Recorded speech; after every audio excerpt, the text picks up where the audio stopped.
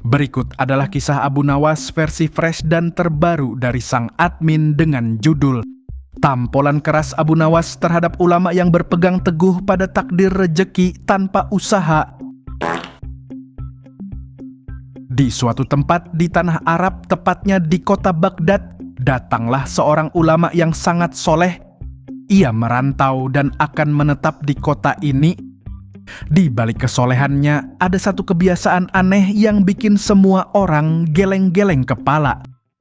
Ulama ini memegang teguh bahwasanya semua rezeki telah diatur oleh Tuhan. Maka dari itu ulama ini tidak pernah bekerja, tidak juga berdagang. Pokoknya mah nggak ngapa-ngapain, kerjaannya cuma satu, ibadah dan berdoa.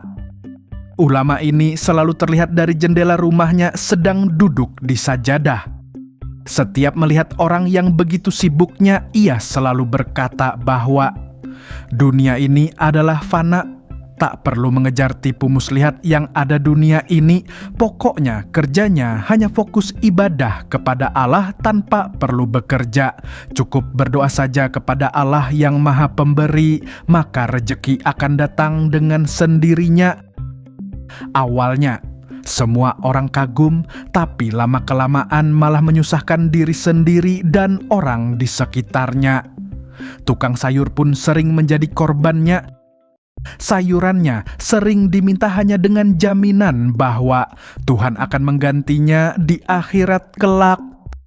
Sebagian warga juga sudah merasakan dampaknya.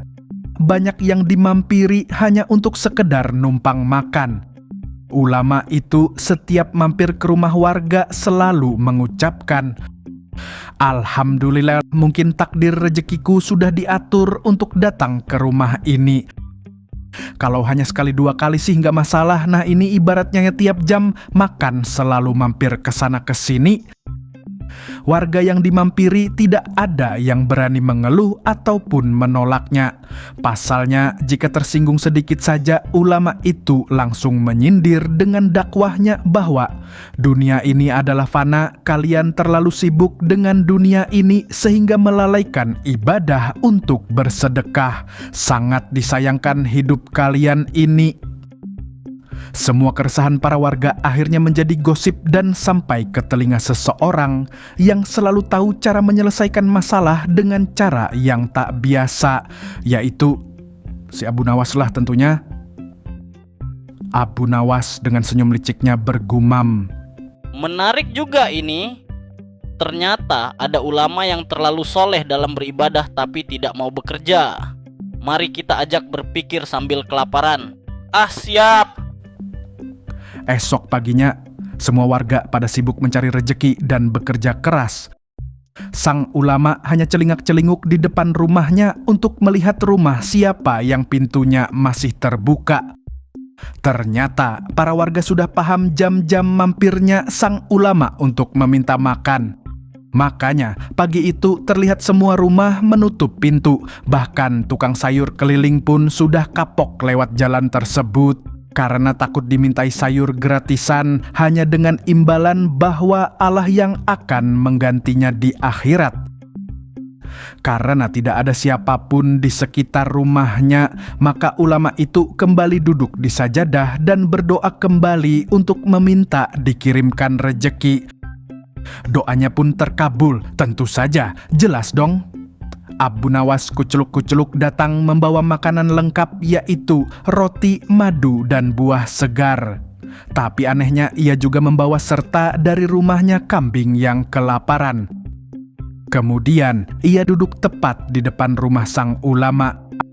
Abu Nawas sembari makan di depan rumah sang ulama dan berkata dengan keras, "Nyam nyam nyam. Ya Allah, nikmat sekali rezeki hasil kerjaku ini. Maknyus." Ulama itu hanya mengintip dari jendela dengan air liur menetes, kemudian berjalan keluar mendekati Abu Nawas.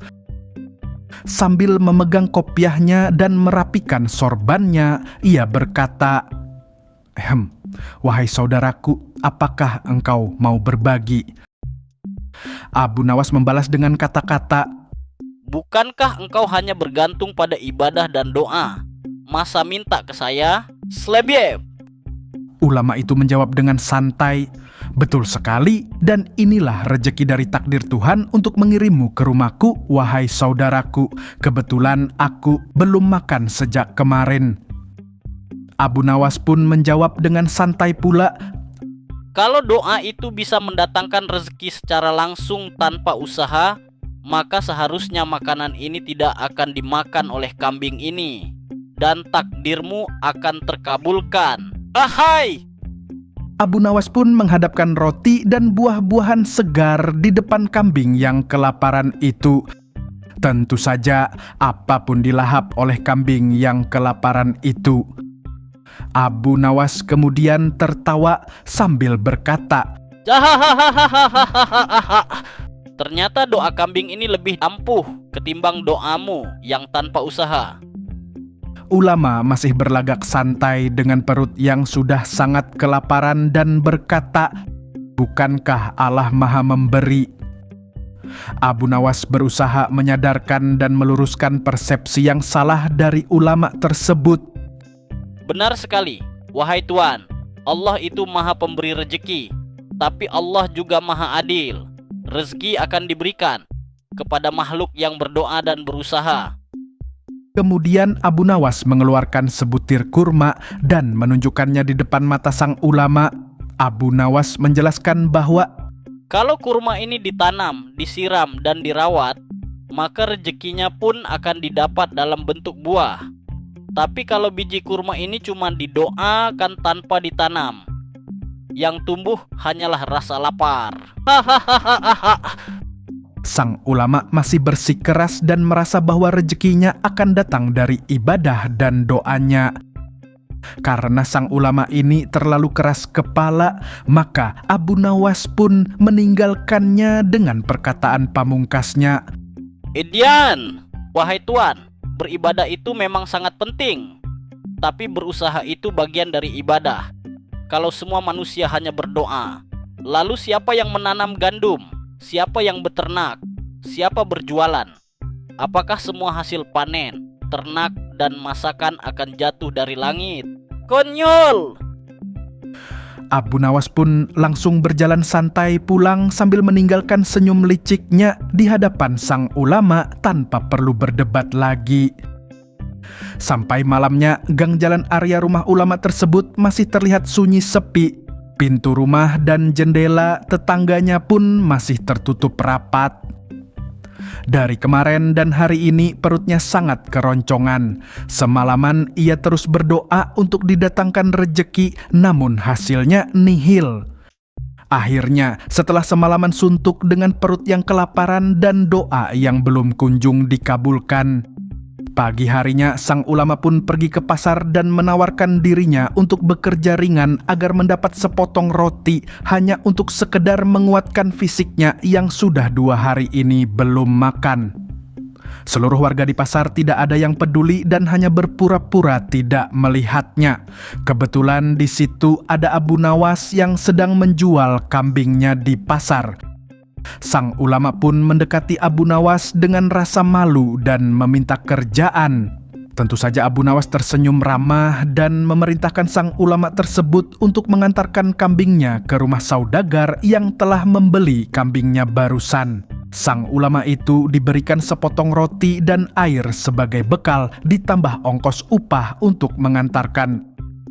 Sembari menyerah roti dan upahnya, Abu Nawas berkata, Nah, inilah yang dimaksud dengan menjemput rejeki atas usahamu hari ini dan dari doamu yang kemarin. Mantul! Mantap betul! Ulama hanya menunduk sembari meneteskan air mata kebahagiaan, bersyukur atas rejeki pertamanya dan benar-benar berasal dari hasil keringatnya. Sangat berbeda memang kenikmatannya. Tamat! Jadi intinya jangan cuma ngarep guys. Ngarep tanpa usaha itu sama aja bodong. Hahaha.